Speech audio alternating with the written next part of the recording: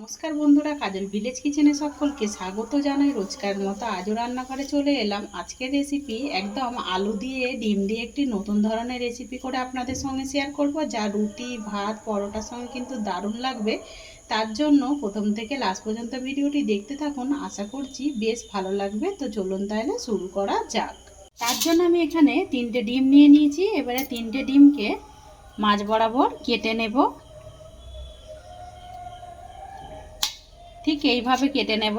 3টে ডিমকেই কেটে নিতে হবে ভালোভাবে। 3টে ডিমকেই খুব ভালোভাবে কেটে নিয়েছি, একদম মাঝ বরাবর কেটে নিয়েছি। অপরদিকে গ্যাস অন করে কড়াটা গরম হতে বসিয়ে দিয়েছি। কড়ার মধ্যে দিয়ে দেব সর্ষের তেল। তেলটা কিন্তু খুব ভালোভাবে গরম হয়ে গেছে। দিয়ে দেব সামান্য একটু হলুদ গুঁড়ো, তাহলে পরে ডিমটা ভাজার সময় সুন্দর একটা কালার আসবে আর রঙটাও কিন্তু খুব ভালোভাবে আসবে। এবারে কেটে রাখা ডিমগুলোকে তেলের মধ্যে দিয়ে দেব। তো চাইলে পরে ডিমটা আপনারা কম বেশি নিতে পারেন। বাড়িতে যখন হাতের সামনে কিছু থাকবে না, এরকম একটা রান্না ভাতের সঙ্গেও যেমন ভালো লাগবে, তেমন কিন্তু রুটি পরোটার সঙ্গেও ভালো লাগবে।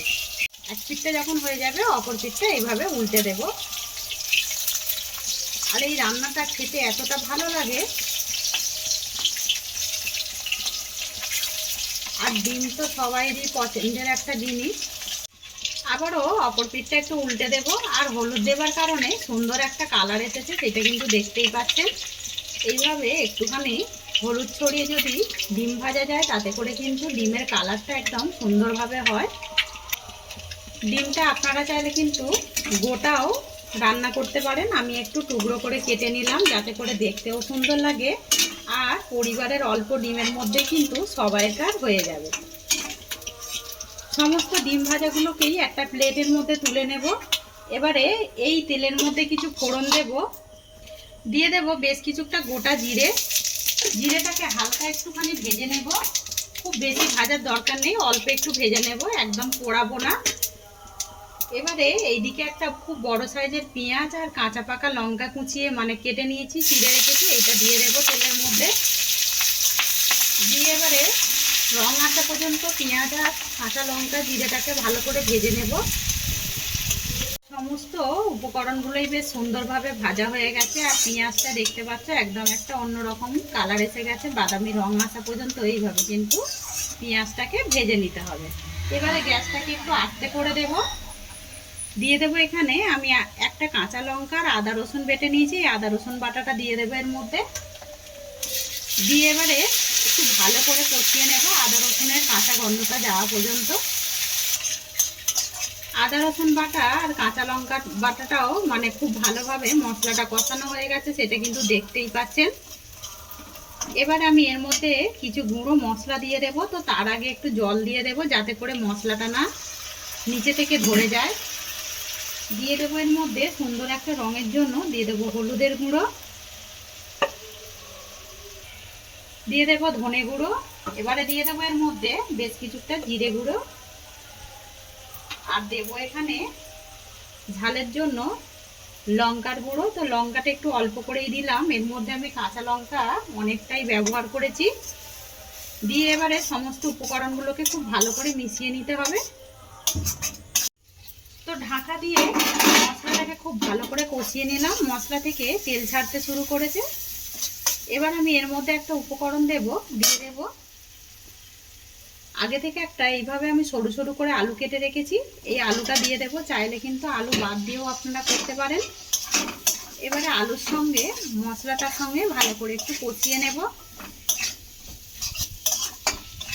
এতে করে তরকারি কিন্তু বেশ সুন্দরভাবে টেস্ট হয়। একবার এরকম কাঁচা আলু তরকারিতে দিয়ে দেখবেন, খুব ভালো লাগে। আপনারা যদি চান তো কিন্তু ভেজেও দিতে পারেন। এবারে এখানে একটুখানি জল দিয়ে দেব, যাতে করে আলুটা একটু ভালোভাবে সিদ্ধ হয়ে যায়।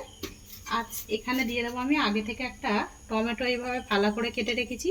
একটা বলবো না, আধখানা নিয়েছি, বড় সাইজের বেশ টমেটোটা ছিল। এবারে দেব স্বাদ মতো লবণ বা মাপ মতো লবণ। দিয়ে এবারে সমস্ত উপকরণগুলোকে একটু মিশিয়ে নেব। মিশিয়ে নিয়ে ঢাকা দিয়ে এটাকে একটু মশলাটাকে কষাতে দেব আলুর সঙ্গে।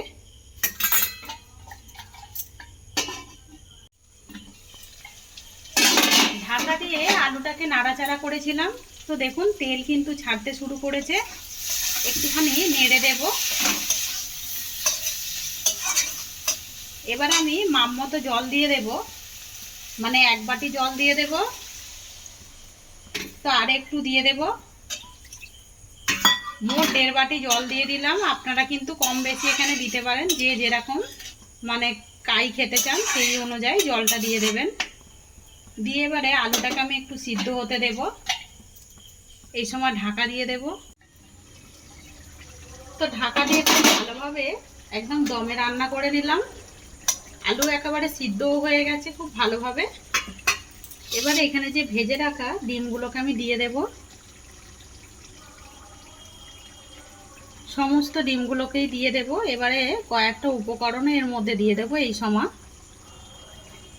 দিয়ে দেব বেশ কিছুটা ধনেপাতা কোঁচানো, এতে করে টেস্টটা কিন্তু আরও সুন্দর দারুণভাবে আসবে। আর এর মধ্যে দিয়ে দেব 2টো কাঁচা লঙ্কা, মানে একটা কাঁচা লঙ্কা চিড়ে রাখা, এটা সুন্দর একটা গন্ধ আসবে।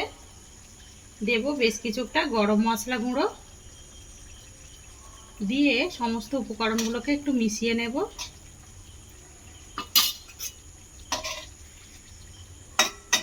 মিশিয়ে নিয়ে একটুখানি রান্না করে নিলেই, মানে 2 মিনিট মতো এইভাবে রান্না করে নিলেই একেবারে আমাদের রেডি হয়ে যাবে ডিমের একটি অন্য ধরন রেসিপি।